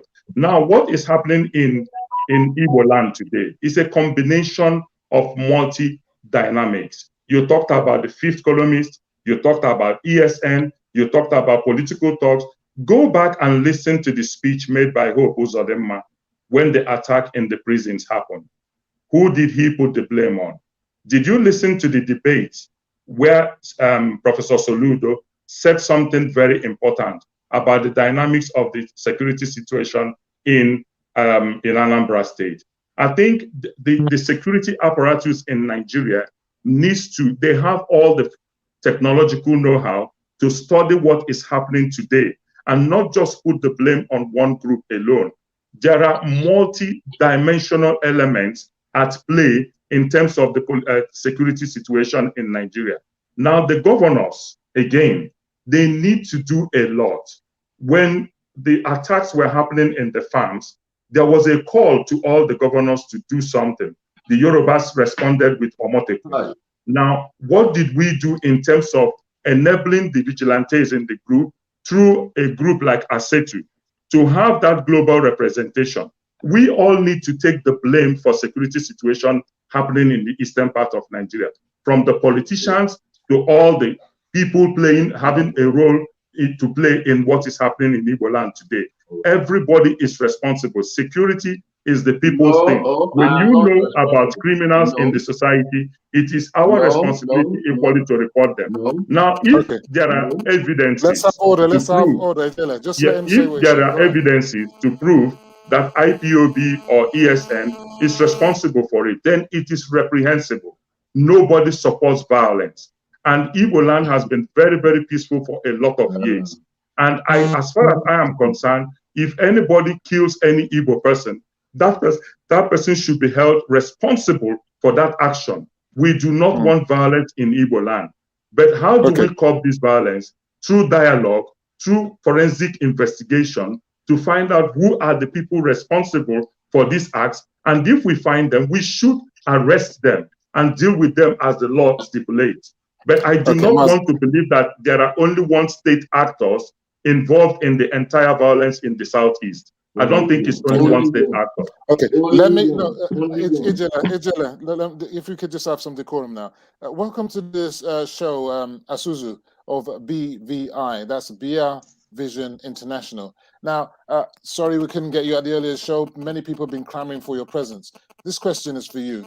Is it a coincidence that the upsurge in killings in the Southeast took place following the mass jailbreak and freeing of serious criminal offenders in Imo State, which Mazi mentioned may have had some political connotations? You know, what do we say to that? When you release armed robbers and mass murderers, we can't be surprised to see what's happening. Yeah, you cannot say that it is. Yeah, can you hear me? Yeah, go ahead. Sorry for being late. I tried as much as possible to be here. So let me just go straight to the question. You cannot say for sure that it is unconnected to the jailbreaks and the upsurge in insecurity in the Southeast. But likewise, you should just tackle or address the root cause of insecurity in the Southeast.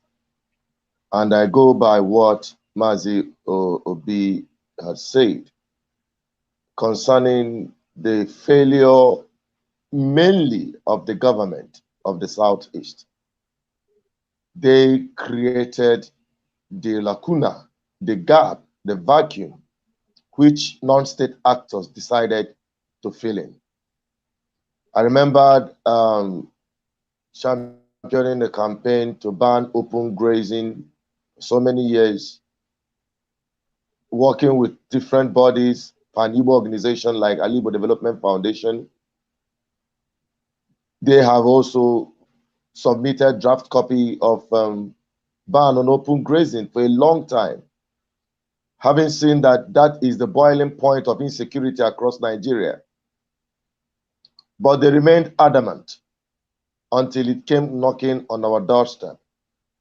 And the non-state actors now decided to do it their own way, clinging on the right to self-defense, that no man would just fold his arms and watch himself being slaughtered without defense. But we can't call what's happening now self-defense, can we? You know, if you are attacking your own people, that's more or less an attack. Actually, it started with the announcement of what they call the ESN, that is the non-state actors. And you've seen many videos of them also, training you cannot with weapons also and so on.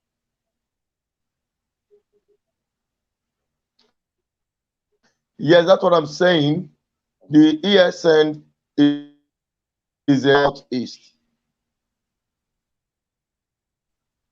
ESN is a product of failure of Southeast governors and leaders of the Southeast from doing the needful. They gave the gap, they gave the lacuna, they created the vacuum, which the non-state actors, the IPOBs, now try to fill in.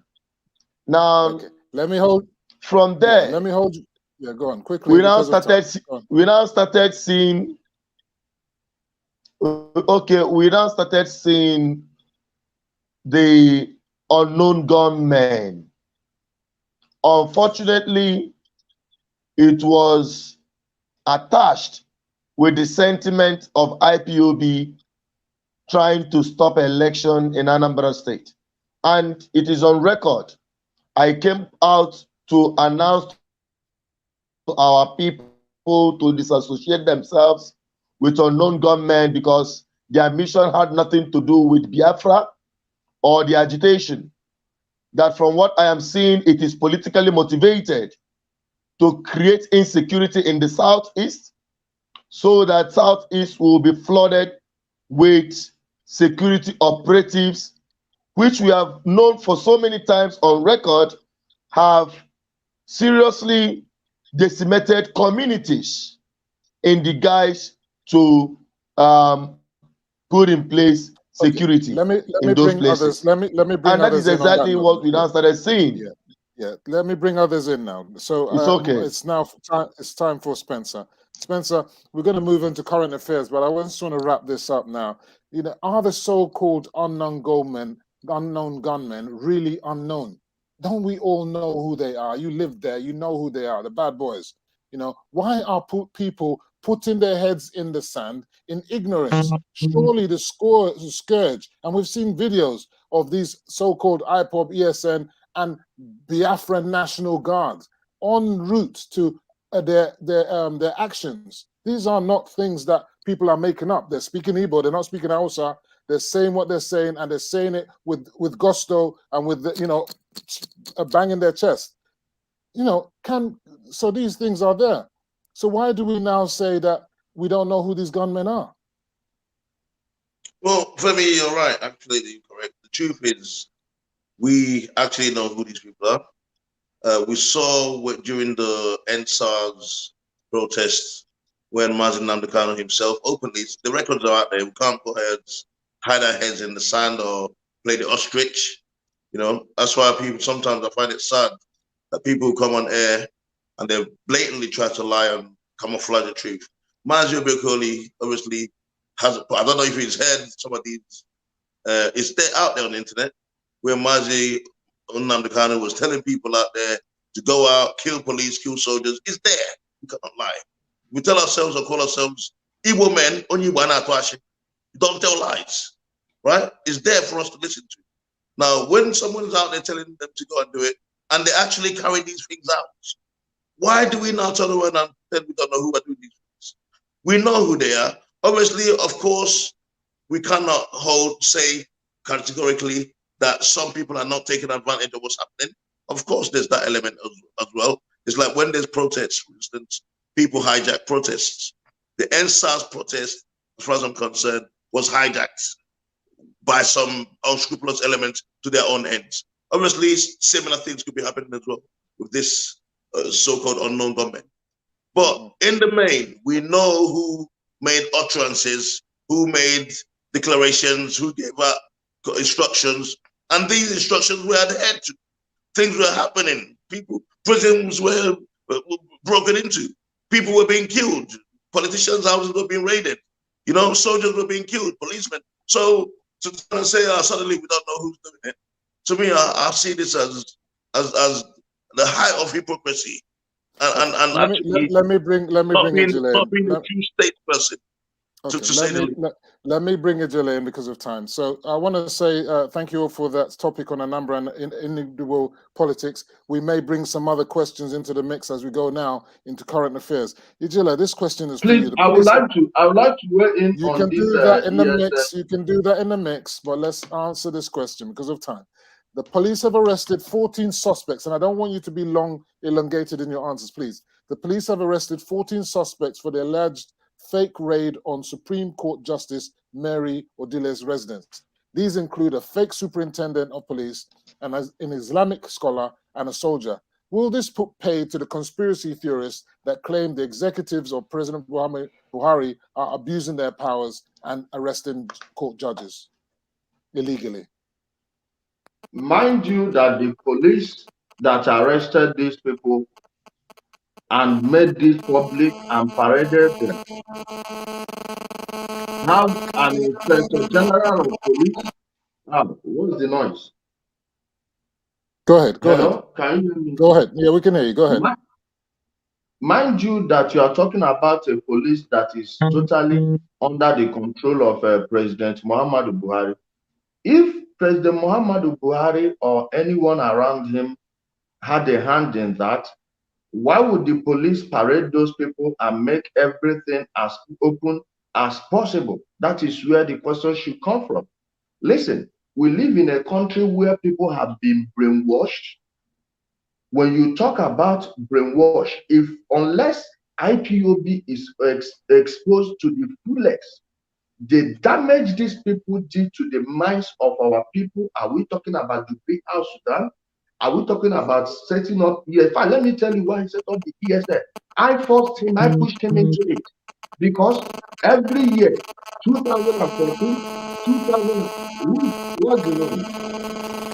It's coming from your end. Come on, speak on. We've got time. Carry on.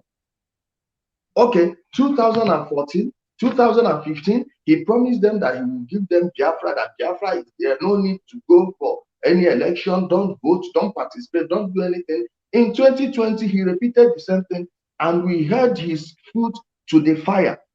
Then I told people that this guy is not going to give you any Biafra in 2020. So many people wanted to stop me there. Okay. And I told them the moment, please, I'm coming, please. The moment it fails, that he is going to unleash a level of violence that we've not seen. Everything they are copying, they got it from the Southern Cameroonians. These are all allegations still. These are all allegations, and he's on trial. No, I have evidence, my brother. Please, I know. Ejile, I'm not. My brother, Ejile, I hate. Listen. I hate it when. Please, I hate it when you can't let me land. This is not a court. You are not a judge. Neither am I a judge. But we are here to time constraints. Ejile, we got time constraints. You understand time constraints. We've gotten already at 1:26, 28 minutes. Normally we would have finished by 1:30, 1 hour 30 minutes, but we haven't even got into the current affairs. So we were going to have another program specifically on these points, maybe on IPOB just specifically, and then we can maybe address that point. All right, I'm sorry about that. Let me get back to Marzi, because I don't know where Ejile has gone. Maybe he's not happy. I'm sorry, but I can't allow this show to be just dominated by one of our speakers. Yesterday, Nnamdi Kanu's terrorism trial, an inter alia trial, was adjourned till the 29th, till January the 19th. We appear to have a case of perpetual adjournments. The wheels of justice are slow in Nigeria. Meanwhile, here in the UK, the case of a Yoruba nation separatist agitator, Adeyinka grandson, is going on. for his incitement of racial and ethnic and tribal hatred. And the trial is set to be commenced next week on the 15th of November, 2021. What are your thoughts about this? Do you know about this case at all? Yes, I'm familiar with this case. Before I move on, let me please just correct an impression here by Mr. Spencer. Sorry, No, just a Mazi, simple impression. I'll correct that quickly, in just 1 please, second. quickly, because Yes, Spencer, the truth about the matter is that when Nnamdi Kanu joined issues with SARS, we all condemned it. He did not know where SARS was planned for and how SARS protests started. And when he joined issues, we condemned it. My point is that any Igbo person responsible for the death of another Igbo person in the Southeast is committing a crime against humanity. And if they are arrested, they should be dealt with. My point is that we should not just cast aspiration on one group, but do proper investigations to find out all the other dynamics at play and deal with them as a wholesale. I am not exonerating any person. I am not saying that nobody is responsible for the killing of soldiers or police people in Igbo land. If thorough investigation is done and anybody is found culpable, the person should be dealt with under the law. That is the fact. So having said that, let me move to the court issue. The issue in the court that we have, we've looked at what the lawyers have said. We've looked at the case before Nnamdi Kanu.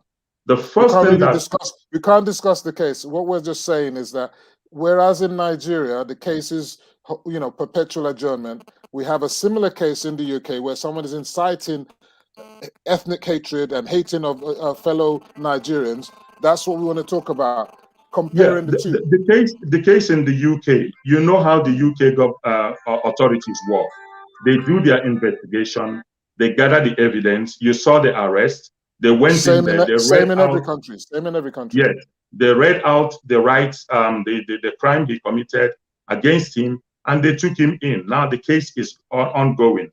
The issue about what is happening in Nigeria today is that Nigeria, the government has already come out with crimes said to have been committed by Nnamdi Kanu. The first thing that we need to do is to look at the rendition. The act of rendering Nnamdi from Kenya to Nigeria, that case needs to be dealt with. As I said, and then the case in Nigeria, having already stipulated the crimes Nnamdi committed, he needs to have the speedy trial. The judges are there. The only thing that beats one's imagination is that with the crimes already leveled against him, why is the trial not commencing? So that is not something we can answer here. The prosecutor in Nigeria knows the reason for the continuous adjournment of the case, but I believe that having already stipulated about 7 crimes he committed, we should start hearing evidences and then the prosecutor presenting his case before the court. So that is what is expected. So we cannot say anything. It is left for the prosecuting counsel to come to the court and say, I am ready for this trial to start. And I think at that point, the adjournment should stop. Okay, good. Let's bring Asuzu in now. Asuzu, the question for you. Minor was jailed 8 years for money laundering, 1.2 billion naira and other denominations. Is the war against corruption finally gaining traction, or does it still remain a smokescreen as numerous corruption cases have gone on for over 5-10 years with no end in sight? Again, the dilly-dallying in the justice system. Is this sentence also not too small, considering the magnitude of the offense, stealing pensioners' funds, many of whom may have died without having access to their pensions? Usuzu. Your mic, you need to turn on your mic. Go on, Asuzu. All right. Asuzu. Yeah, with Minor's issue, talking about stealing pension funds. You see, Nigeria, I said, corruption had become an institution. It had become part of the system.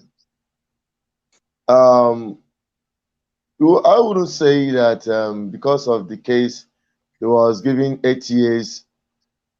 From all the charges, he got about 65 years and that will be running concurrently. So he will be spending about just 8 years. It's like a pat in the back compared to the crime he had committed. Mm-hmm. The crime he had committed, speaking. We're losing you. Okay, look, I'm going to take the next question to Spencer, because we can't hear Suzu.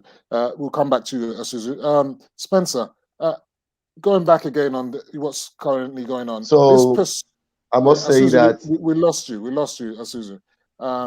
So we didn't hear you. Okay, yeah, I said yeah, go on quickly because what I'm saying is that what I'm saying in essence is that the case be as corruption. Yeah, your connection is breaking up. It's a part on the. Yeah, let me go to Spencer. You come back on the next question. You go on mute corruption. now because I can't hear you. Let's mute him whilst he fixes his connection. Spencer, pursuing this separatist agitation by legitimate legal constitution means is not prohibited by any laws. What is stopping these agitators from forming a political party like the ANC, Sinn Féin, and the SNP, Scottish National Party, to seek the mandate of their people for their agitations? Without a mandate, it's obviously they're only speaking for themselves. Femi, I'll tell you what it is. It's called dishonesty. When you have an honest lot who know the truth and are driving an honest agenda, they know what to do. They're not stupid. I personally called Anambra years ago, and I asked him, I said to him, can't you see what's going on around the world? You're not a stupid person. You're smart. You're intelligent. You can see what happened in South Africa, the ANC with the apartheid. He said to me, no, that's apartheid. That's not freedom fighting. That's different. I said to him, it's not true. They formed the ANC and used that as a vehicle, and they got what they wanted. I said to him, can you see what's happening in Scotland? After many years of fighting, they formed the SNP in 1934. They use it. He said to me, no, that in Nigeria, when it comes to elections, that they're gonna rig it. What Ojukwu came back in, joined the MPN, blah blah blah, and then eventually they rigged him out. He couldn't even win an election in the Southeast. That they rigged him. That's what's gonna happen. That has been tried. There's no way. That it's only by war. That's what he told me. He told me. He didn't tell anyone. Spencer speaking. And I said to him, this is first-hand experience you're talking about. You're leading a flock of people who are largely illiterate, who listen to you, who believe in you. Tell them the truth. Margin Obio College, you know the truth. The truth is, for you to get a nation, there are processes. It's laid down. It's there. It's written. There are processes you must follow. First of all, you're in a nation, a sovereign nation called Nigeria. Nigeria has a system, has the setup. Constitution. You must elect members. You must form a political party. You must be carrying the mandate of the people to even approach the government. He said to me, no, if it's not war, count him out. That's what I keep on saying to people like you. A guy called Okulora. Okulora says he's supposed to know the Kano. He's talking about all this now. And I'm saying to him, Nnamdi Kanu doesn't believe in going down the political route. Okay. So what's the answer? Yeah, he's already led millions of Igbos down the wrong path. And we need to start telling the truth. Start telling the truth. Start speaking up. Okay, Spencer. Don't take this. Spencer, this is not about Mazi. This is not about Mazi. We can never get this. Okay, thank you. Thank you, Spencer. Let me get on to Mazi now. Mazi, I mean, look, you don't need to respond to that because of time. What do you make of President Muhammadu Buhari's 16 billion loan request, considering infrastructure cannot be built without money? And how do you bridge the revenue gap and budget deficit without substantial borrowing? A budget of $38 billion is grossly inadequate for a rapidly growing youthful country of some 215 million. When the UK spends 100 billion on education alone. What say to you to that? The truth is that when you want to build a nation, you start by creating the enabling environment, industrialization, and everything. And Nigeria is blessed with enough resources. So when these borrowings begin to happen, I wonder, we have all the capacity over the centuries now to have built the petrochemical industry. We have all the capacity to have built the agricultural sector. We have enough export to do. Now, the problem with us borrowing is that once you start borrowing, you keep borrowing. And the question is, are we borrowing to establish infrastructures in the nation? Are we borrowing to build the roads that will enable free goods transportation? The problem I have with this consistent borrowing is that we are not using it to bring Nigeria to the era where we can become less import dependent and begin to grow the economy of Nigeria. If you think about the internally generated revenues of some states, these states can begin to work harder. And if you create the enabling environment within the states, infrastructures, roads, job creations are what grows the economy. We need to have a balance. That's a state matter, isn't it? The infrastructure. Yes, it is a state matter. But from the central government, you need to have a leadership. Remember that the central government is like the program manager, and the state governments are like the project managers. If you have a good program, you can then tell the state project managers on how to do it. There has to be checks and balances to get the nation going. See, the truth is that we can't continue borrowing. If we have to borrow, how are we going to pay back the loans? Okay. This is the question that we need to ask ourselves. That's a separate debate. Let me bring Ejila in on that note, because you said you need to have a plan. The Vice President Oshibanjo yesterday in a virtual FEC meeting announced 384 trillion 2021 to 2025 economic development plan that is set to see more private sector involvement in the economy. What do you think about this? Isn't this what we need? The plan that Mazi was just talking about? I don't believe in all those stories and people saying by this so amount. You have to plan ahead. You need to plan. You need to plan still. We'll be hearing it. We'll be hearing it for the past 20 years or more. Let me tell you, until we do these things now. One, make sure that the people who privatize the electricity and sold it to themselves, that are now waiting for the government to build infrastructure for power, so they will come and be collecting the money until they are forced to electrify every inch of Nigeria or return it back to the government. So there will be a genuine investment, a direct investment between Nigeria and the company. Even we have companies, local companies that can electrify different people. And we need to change the law of power generation and distribution in this country. If it has been privatized, then make it free for all. One person can decide to give power to the whole local government, then pay money, some taxes to the state and the federal government. Until we do that, we are not going to have an industrial base. There is no industrial base with power. Two, all the natural resources in this country needs to be brought under the control of the federal government. How much are they borrowing? How much are the uranium people are mining in Zamfara, in Ebonyi, in Sokoto, in Kebbi, in Taraba State? All these places. How much are those things? What are we even fooling ourselves? Until lots of precious minerals being mined. Other precious metals. What are we talking about? We are not talking about oil and gas yet. We have everything, lithium. We have rare earth minerals in this country. How much are those things worth in the market, in the international market? And how can we have that deposit and keep on fooling ourselves? This is just running around the circle. We are just trapped in a very bad spectrum, an endless cycle of story that they will be issuing white paper after white paper, telling me from so time to so time, we expect to do this thing. I don't buy on those things. I didn't buy it I didn't buy it when the PDP were in government, and I'm not buying it now that APC is in government. Maybe the new whoever becomes the new president, you may be buying it then. This is for Spencer. With the Glasgow COP Environmental Summit going on in the UK, the world is finally turning its back on coal. This is a vital abandoned resource in abundance in the southeast. Without access to this resource and being landlocked and a landlocked entity without access to the South oil and gas, as South have already expressed, they are not part of Biafra and want no part of it. How will Biafra be viable? Is it not dead on arrival?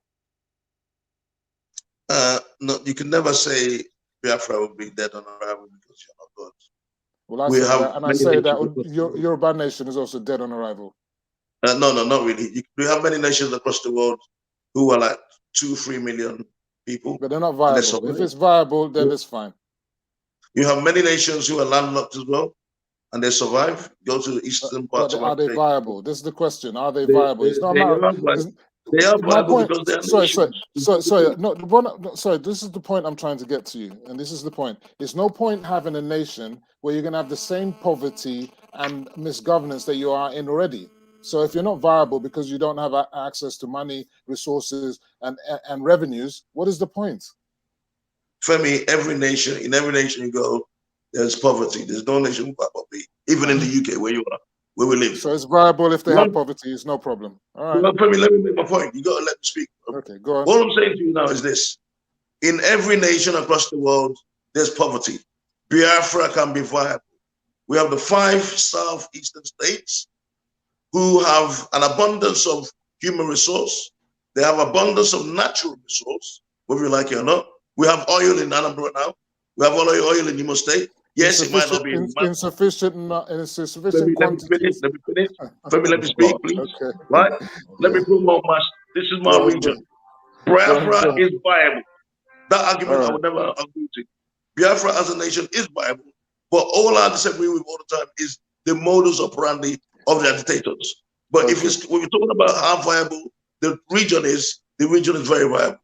Now we have abundance of human resources, abundance of natural resources in the southeast. We have a landscape that's untapped, a landscape that's never been even cultivated, huge resources. And all I'm saying to you is, given the opportunity, like Ijele just said, if we're going to look at the exclusive list and look at some items on there, treat them, give the states or the regions the autonomy to be able to deal with, in terms of power distribution, in terms of being able to build their own railways and all that, you'll see the Southeast take up. Okay, fine. And you're true. No, on that note, you're a true son of. When we talk about marginalization, this is what people talk about. We're not given a level playing ground to be able to operate. Okay, don't worry. Listen, Spencer, you're a true son of Indigo, and we're going to go and have a specific program about this very topic. Is Biafra Republic viable? We're also going to have a program, look forward to it, Yoruba Nation, is it viable or dead on arrival? So either of you are quite welcome to come on here and strut your stuff to show us and prove to us that it is viable, because I like it. You're going to answer the question next time. Don't answer a question that you don't want to give the answer to. No, you have. When you look back, you will see that you've answered the question. But as I said, we need more of a program to really, get into the meat of what you're saying. So let me get to the last, almost the second to the last question. This is for Azuzu. Is he still with us or has he left? I'm here with you. Good. Fantastic, Azuzu. Boko Haram and IPOB were both proscribed by the federal government following due legal process that was pronounced by a court, a legitimate court of order, and not by executive fiat. Why do some Nigerians insist that this is not the case, or counter that non-political criminal bandits, kidnappers and herdsmen, or whole tribes should be proscribed on account of a few criminal elements? What say you to this? My dear, there's no point making case for the Fulani herdsmen who are carrying AK-47, ransacking and pillaging villages and communities, killing people en masse. I don't know what you call that. I don't know your definition of terrorism outside what they have done already. I have been to so many communities, and I've been to Nembe particularly, where they massacred people. They massacred and ransacked the village. I saw it by myself. If you say that that is not a terror or terrorist act, I don't know what you want to call it. That you baptize terrorism with the name bandits doesn't stop them from being terrorists. They are wielding AK-47 and other sophisticated rifles and ammunitions, terrorizing the people, killing people. Let me just, I don't know whether you've actually read the Terrorism Act, because it's good for us to read the Terrorism Act to find out what the actual definition of terrorism group, what a terrorist group is, because it's not, you can have acts of terrorism by an individual, you can have an individual as a terrorist, but to collectively call a group a terrorist group, that this needs definition and defining. No, nobody has called the Fulanis terrorists. Hold on. And it needs to be substantiated in a court of law. That is the case that I'm saying to you. So if it is the case that you want to say that they're terrorists, should that not be the court of law where that should be, and is it likely to pass? Is the court likely to give such an order? Because you need a defined group. You need a defined group. Who's the court? What you should be wondering? So hold on. Who's the court going to issue the order on? Listen, what you should be asking, the question you should be asking is why it is taking so long to proscribe and declare the armed Fulani herders. Yeah, but who are terrorists? The armed, I repeat again, and this is, I want you to answer. You have the Meiti Allahs. So they have come out in several times. They have come out in several times to make utterances. Look, I have. They have come out in several times to threaten villages with killings. Hold on. And nobody has done anything about it. Hold on. It's on the public domain. Okay, you're speaking specifically about a particular person. What I'm saying is I have many people I know, Yorubas, Igbos, and non-Fulani, who are members of Meiti Allah. Members of Meiti Allah. As long as that body is concerned, my brother, they are responsible for the ransacking of villages. Mr. Moderator, I think you should let Asuzu finish the vital point he's making here. He's made his point. The speed at which other groups were banned, and you have just defined terrorism. And we are all students of international law, right? And we know the definition of terrorism. And Spencer here has talked about state actors and non-state actors. And any act of terror against the state or against the citizens of a state is defined clearly, simply in logical terms as terrorism. When you go to a village, ransack the village, kill, rape, and murder people, you are committing an act of terrorism. Now, when we have a different definition for such people as bandits, then we begin to ask the fundamental question, is all fair? Spencer talked about elders saying the truth. Why are Nigerian elders and the leadership in Nigeria not speaking the truth to themselves and to their citizens? And again, in every struggle. Sorry, yes. Just to cut you in because of time. I'm not suggesting for 1 minute that these acts that have happened are not terroristic in their nature. This is not the question here. The point is, in order to proscribe an entity, you need to take them to court. You need to have the evidence to substantiate what you're saying, and they have to be an organized structure. They have to be a political motive. And I'm saying that those things are unlikely to be the case, and they haven't been proven, and that's why they're unlikely to be prescribed. This is the point. So can I ask you a question? The death of all the people in Benue State that have been buried in mass graves, all the killings in southern Kaduna and everything, the evidence are not there. Okay, let Ijele come in. Let Ijele come in. Go on, Ijele, quickly. Please, my brother, like what my brother Asuzu Chinedu Peters said, Nembe community, what happened there was a very terrible thing. I wouldn't wish it on anyone. But look at what is happening in Nigeria. Some people don't know they say bandits. Who are bandits and what are their goals? These are criminals, cattle rustlers. Even in the north, they are rustling cows owned by the Fulanis.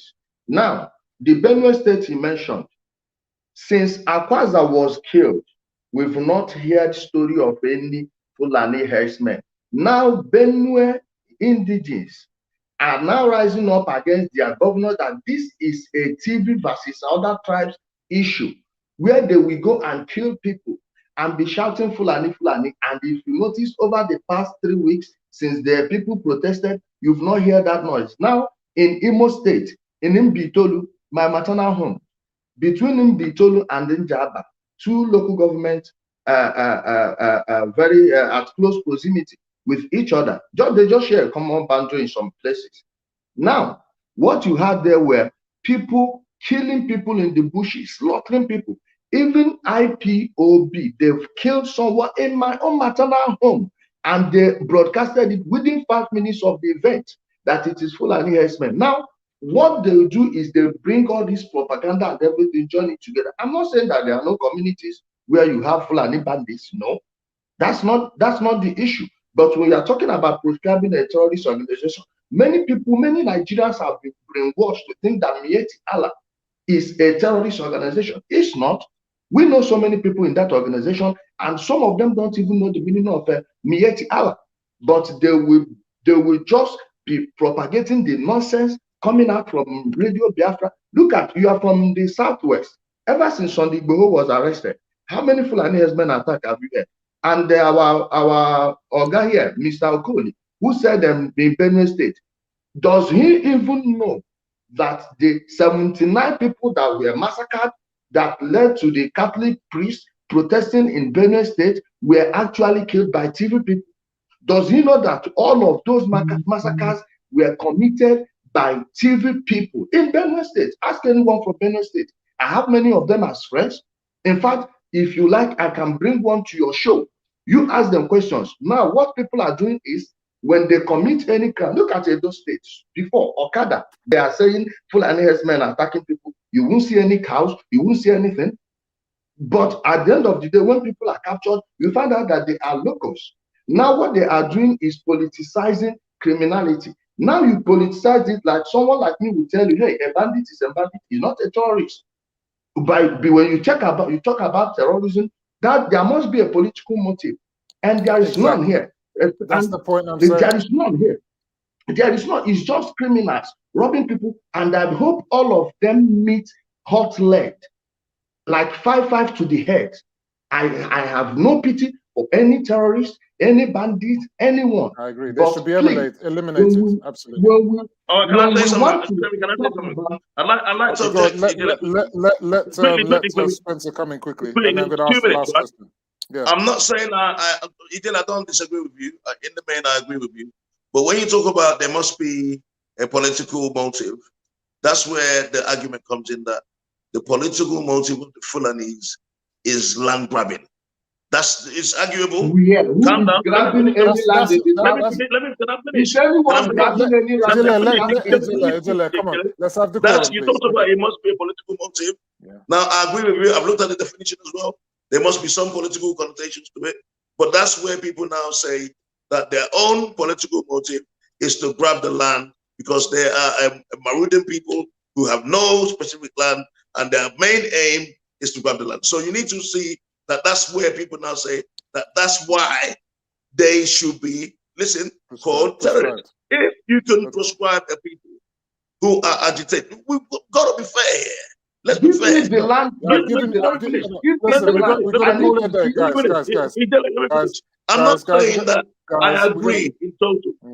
I'm not saying that I agree in total that people who go around committing crime and all that, and then it's being blamed on Fulanis wrongly. I don't agree with that. But what I'm saying is, we know that there are Fulanis who are AK-47 wielding, rearing cattle, going into villages, killing people.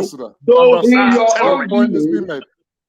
Your point has been made. Let's move on now. This is going to be the last question because I don't want it to be just you and him. This is the last question for everybody, and anybody can chip in. So the final question is, what do you make of the recalling of Odion to the Nigerian camp and Nigeria's chances of qualifying from the World Cup group following its forthcoming matches with Liberia and the Central African Republic. Who wants to have a go at this one? Everybody's watching. Okay, Are you not let me football go. supporters? Let me go. Go on, yeah. Let me go on Go that on. one. Let me Yeah. even tell you, my brother, I lost faith. You see, the day Yakubu kicks that ball from less than 3 yards to the corner flag, the way that ball left was the way I left the Super Eagles. So Odion Igalo is a player I've followed for a long time. I've met him. I know some of his friends. In fact, we have some mutual friends in Lagos. I hopefully he will perform, and I would like to see my country appearing before the international stage. But to tell you the truth, I am one man who don't know what high blood pressure is, and not because I've not I don't know how bad it is or how to get it, but I always like to inoculate myself from anything that will give me high blood pressure. Like I said, the way Yakubu kicked that ball to the corner flag, I followed that ball. I was in the stadium. I was in the stadium, mind you. So, anyone else wants to speak on Nigeria's prospects of qualifying? I think on a lighter mood, I'm not a fan of football. I was a fan of Enugu Rangers and ICC. So I don't go into football, but all I think is I pray that Nigeria presents a formidable team. We want to see good football played during the World Cup. And to make the whole matter worse, I'm an Arsenal fan, so you can imagine where I stand in football. So that's all I can say about that on a lighter mood. I agree on that one. For my sins, I'm never going to be walking alone because I'm a Liverpool man. Spencer, what do you say? What's yours? I'd like to say I'm a Man U fan, and obviously I wish Nigeria all the best. We can't say what